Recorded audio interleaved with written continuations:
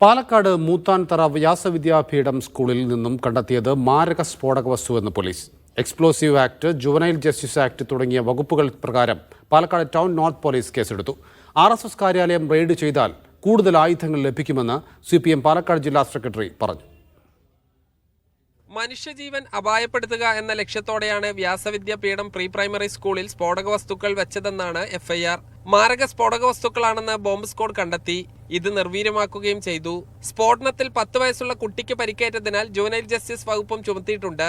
RSSന്റെ ആയുധ ശേഖരണത്തിന്റെ ചെറിയൊരു ഭാഗമാണ് ലഭിച്ചതെന്നും RSS കാര്യാലയവും നേതാക്കളുടെ വീടും റെയ്ഡ് ചെയ്യാൻ പോലീസ് തയ്യാറാക്കണമെന്ന് CPM നേതാക്കൾ ആവശ്യപ്പെട്ടു.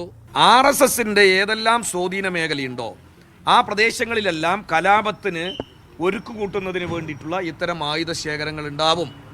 അതിൻ്റെ ഭാഗമാണ് ഈ കോമ്പൗണ്ടിൽ നിന്ന് കണ്ടെത്തിയിട്ടുള്ള ഈ ഉഗ്ര സ്ഫോടന വസ്തുവായിട്ടുള്ള ഈ നാടൻ ബോംബുകൾ എന്നാണ് ഞാൻ കരുതുന്നത്. ഇത് കൃത്യമായി അന്വേഷണം നടത്തണം. മറ്റു പാർട്ടിക്കാർക്ക് പ്രവേശനമില്ലാത്ത സ്ഥലത്ത് RSS ആയുധങ്ങൾ സൂക്ഷിച്ചിരിക്കുന്നത് തദ്ദേശ സ്വയംഭരണ തെരഞ്ഞെടുപ്പ് അട്ടിമറിക്കാനാണെന്ന് കോൺഗ്രസ് ജില്ലാ പ്രസിഡന്റ് ആരോപിച്ചു.